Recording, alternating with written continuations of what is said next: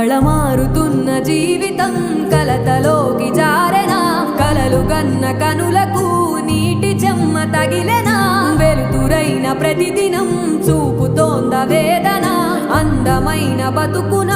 అలజడి చలరేగెనా ఏమిటి నీ పాపం ఏమిటి నీ నేరం చీకటి ముసిరిందే చిటికల్లోనా తీరదు నీ శోకం